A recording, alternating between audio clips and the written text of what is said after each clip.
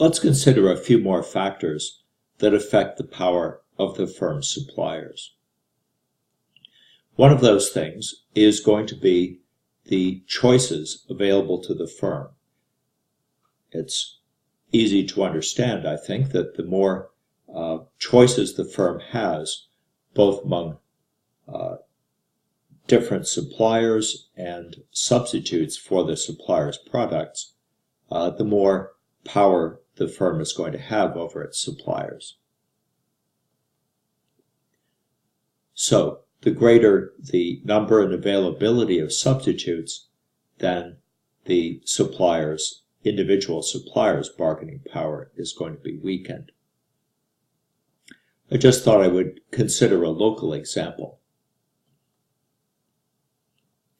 Here in New Brunswick, there are a number of pulp and paper companies that use trees like the ones shown in the picture here to produce their products. They have three main sources of supply of wood.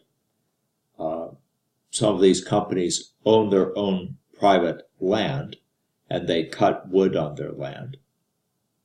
So that's actually a situation in which the companies have decided to supply themselves. So, in effect, they've kind of entered a different market so that they can be their own suppliers.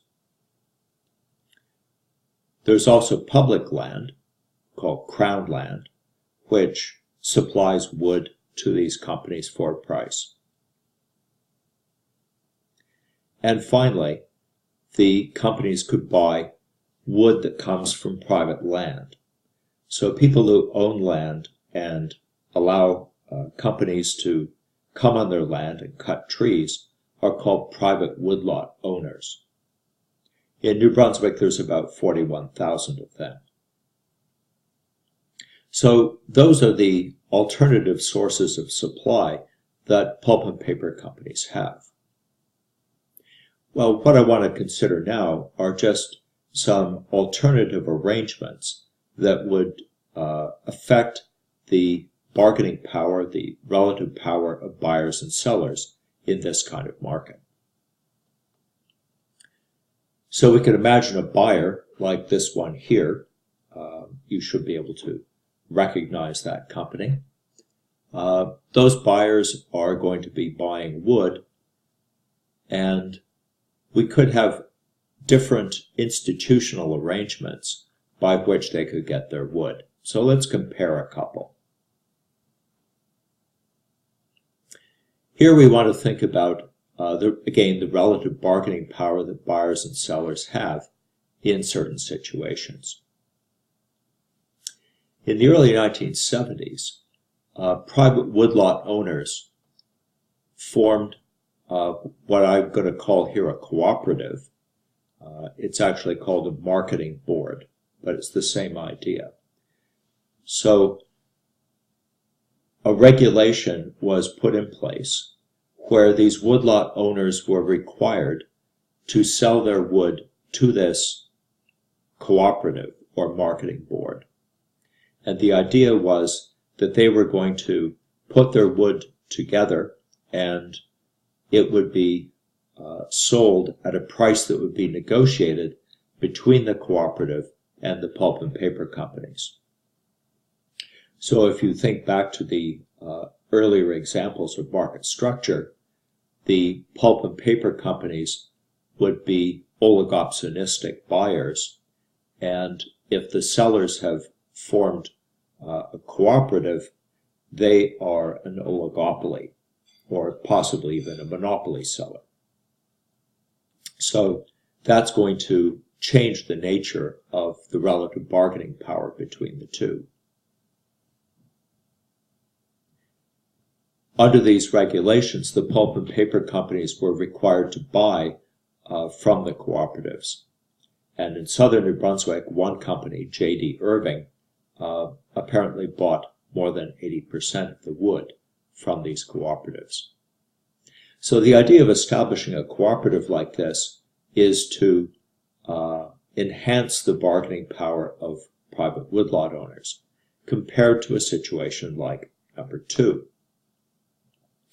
So if the pulp and paper companies, which are quite large, can buy directly and negotiate directly with these tens of thousands of private woodlot owners, then they're going to have much greater bargaining power than they would have here. So buyers' bargaining power is going to go up as the number of sellers in this market increases. And this would be a situation in which, unlike earlier, the private woodlot owners are not required to sell to their cooperative, but they can sell directly to the pulp and paper companies. That's currently the situation in New Brunswick. There was a court decision in December of 2018 that allowed this kind of market to operate. Well, let's consider something else. One way that suppliers could increase their market power is to threaten to enter the buyer's industry. This is called forward integration. In other words, the supplier is going to form a new company in the direction in which its goods are flowing. I guess that's where the word forward comes from. And from the buyer's point of view, if the supplier can say to the buyer, I really don't need to sell to you, I can create my own company and effectively supply myself, then the buyer's bargaining power is going to go down and the supplier's bargaining power would go up. Well, we could imagine, for example, a book publisher that could sell directly to the public, perhaps selling e-books online, and it wouldn't have to bother with online retailers like Amazon or going through bookstores. And in fact, I guess the publisher of our textbook in this course does sell its books online, although it also sells it online through retailers as well. Well, I'm just going to conclude with a simple example. I'd like to consider the bargaining power of chicken suppliers who are supplying to a large company like Kentucky Fried Chicken.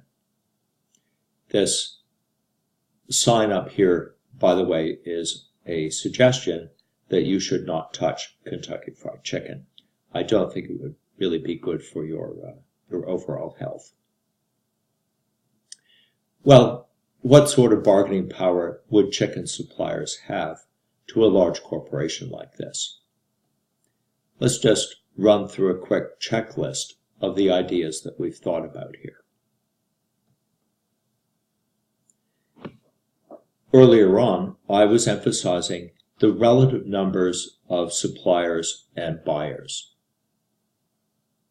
It seems to me that in this case, we're going to have a relatively large number of suppliers compared with buyers in this market. Of course, Kentucky Fried Chicken is not the only purchaser of chicken. There are a number of others, but they're going to be things like large supermarkets or other fast food industries, which are also quite concentrated. So they would be oligopsonistic buyers. So I would think supplier power, just considering this feature of the market, is going to be fairly low.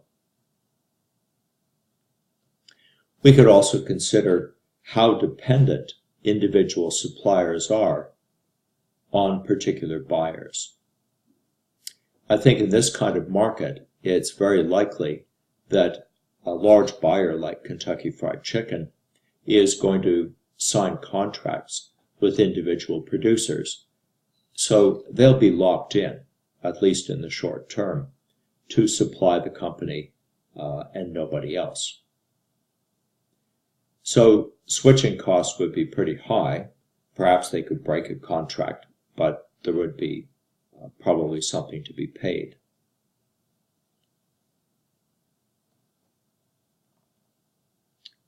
So if there's lots of potential suppliers, from the point of view of Kentucky Fried Chicken as a buyer, the switching costs would probably be fairly low.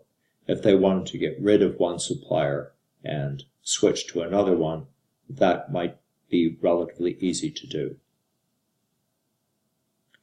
So I would think supplier power is generally going to be quite low in this market.